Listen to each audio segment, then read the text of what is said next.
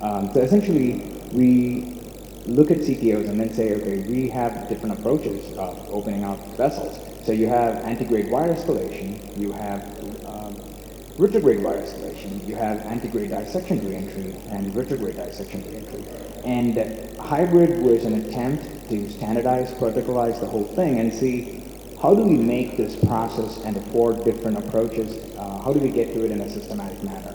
And the key is, it's not like, oh, this is an ADR case, or this is a retrograde case. It's about having an option A, B, C, if there are options in a particular case. The other thing that was done in hybrid was an attempt to try and standardize wiring. So historically, if you look at it, and for very experienced operators, this slide is kind of pointless because people can do certain things with certain wires which most newer operators cannot. So there was an attempt to try and see, okay, what works for, let's say, 95% of for the operators. So there was an attempt to try and standardize wires.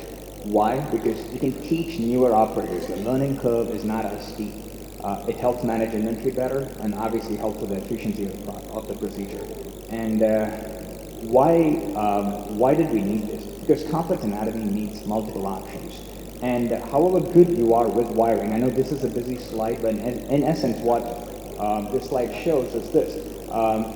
If you look at overall outcomes, like parallel wiring works in about 50% of the cases. IBIS guided wiring maybe a little bit better, about 60% at best. And when you are dealing with complex anatomy, that is the IJCTO scores 3, 4, 5s, anti-grade wire escalation does not work very well. Zeros and ones, it works really, really well. So what works in the more complex CTOs? Retrogrades work, so more than a third of the patients in higher IJCTO scores, you end up doing retrogrades, and about 25% is ADR. This is from the registry in the States. And I do want to make a point that, as you guys can see, even in the hands of experts, retrogrades don't always work. This is data from our Japanese colleagues from a few years ago, where you see that in a primary retrograde approach, sometimes you can't wire the collateral, sometimes you can't get the microcatheter across, and sometimes you can't finish a reverse card. So in about 25 to 30% of the cases where you say, I'm going to go retrograde, that's not an option for you. And this is data from Japan in 2016 that was published. Once again, the number is kind of similar. It's about a 30% failure rate overall. And it's not that the rest of the world does any better. This is data from the US, incidentally, where the number again is about 25 to 30%. You go primary retrograde, you end up failing. Likewise in the UK, it's about 25%. So the point I'm trying to make is that even in the hands of experts, you might not be able to do retrograde in about 25% of the patients. And when you take on really dangerous epicardials and you are relatively new to retrogrades, that's a recipe for disaster. So does this mean ADR works every time? Not really. Works about, let's say, 75-80% of the time. Once again, there are failure modalities for anti-grade dissection reentry. So the point I'm trying to make, if at all I'm saying anything, is that there is no one solution for CTO PCI, and every approach has a failure mode. The chance of failure is higher as you're dealing with the higher JCTOs. So the good news is that the more options you have in a case, the more likely you're to succeed, because I might fail every other way, but I just got to get it one way. So let's switch gears and see what limits adoption of CTO PCI and the other reason why hybrid really came into being. One is a lot of us don't take on CTOs because we're not sure we're going to be able to deliver the goods, right? Definitely these are more complex lesions and with a higher potential complication rate, so inherently we have a bias against doing them, and we find reasons not to. And of course, we have trials that come up with data where sometimes I'm like, well, CTO PCI is useless, some say, well, maybe useful, whatever. So there's a lot of confusion about indication itself.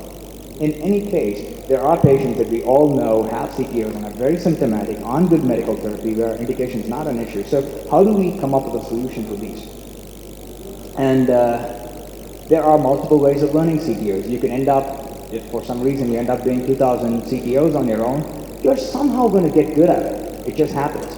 But those days are gone. No one's going to send you CTOs left, right, and center and let you get better. So a structured approach will definitely make the learning curve a lot easier. So in essence, hybrid is not a Western thing. There are no rules. It's not a club, more of a community. So what are the key concepts now? So we kind of went over the rationale.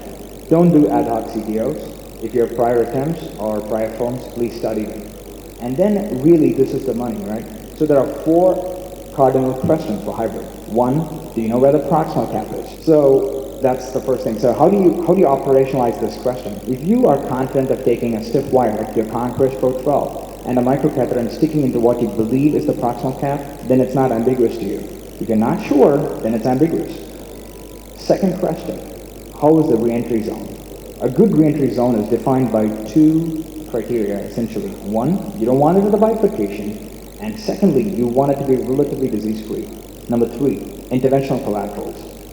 Now, yeah, there are various classifications for collaterals, but ultimately the question is, can you wire this safely and deliver the goods? If you can, it's an interventional collateral for you, and if you can't, then it's not an interventional collateral for you.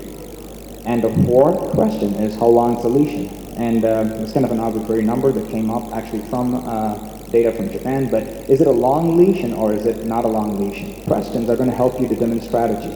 I'm not going to go into the individual angiograms here, but in essence, you should do bilateral angiograms, and then at least in your mind, if you're not going to write it down, answer the 4 questions, and then that will help you determine your strategy. And in essence, this is the hybrid algorithm. So bilateral angiogram, and then if you have a clear proximal cap and a good target, you're going to start antegrade. The answer is no to either, preferentially go retrograde. Now, if it's a lesion that you can wire efficiently, start off with wire escalation, whether it's antegrade or retrograde. Now, whether it be a long lesion, whether it's because of tortuosity or calcium, and you think you can't wire it efficiently, then just accept that you're going to go subintimal and try and re-enter. So, antegrade dissection re-entry essentially has become crossbar stingray, although we just saw a presentation on wire-based re-entry. Retrograde dissection re-entry is some form of reverse guard. And the key is if one of these strategies doesn't work, switch strategies. And so, in summary, like hybrid essentially is a systematic way of adopting the 4 strategies, and the sequence of which is based both on what is likely to succeed, what is safe, and also switching from one strategy to another when something doesn't work. So to reiterate, the 3 initial questions, right? Proximal cap, the target, and the collaterals are going to help you determine initial directionality. And how efficiently you're going to wire it will determine if you're going to try and wire it or if you're going to go subintimal and re-enter. And obviously there are algorithms within algorithms, so in the interest of time I'm going to skim over this. You can run into myriad problems during CTO PCI, and there are solutions to each of these. So for example, this is a problem of an impenetrable cap. So again, in the interest of time, I'm going to just skim over this, but you can do base, you can do scratch and go, etc. when you can't penetrate the cap, and you could Carlino it, or like basically hydraulically dissect it in the industry. You could use laser, sit on the cap, and then do it, and or you could bail out and go retrograde. I'll finally videos are playing. So how does this all come together? So I got a minute and 20 seconds. I'm just going to go over this case briefly. So this is a patient that got referred to back in the States when I was there. So we had essentially had 3 CTOs.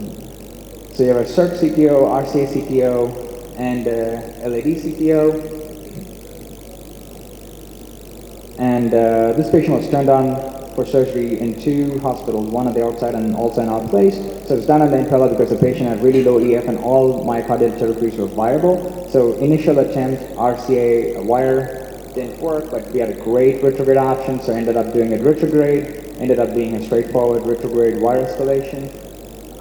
Given that the patient already had impella and we used very little contrast and radiation, went ahead with the CERC, again initial attempt, wire clearly subintimal as you can see in the second movie run, put in a stingray, stick and swap, and ended up stenting that. And the third vessel, which is the LAD, was also done in the same setting. This ended up just being a wire escalation case. So the reason I'm showing this case is that when you have multiple options, you can be pretty efficient. And if you are comfortable with antegrade wire escalation, retrogrades, and dissection re-entry antegrade, then you truly have hybrid skills and your chance of success is pretty high. And this essentially just means that go in a systematic manner. Be really good at antegrade wire escalation before you venture into the other strategies. And the key points, and I'm going to summarize this, know that nothing works every time. Everything has strengths, weaknesses.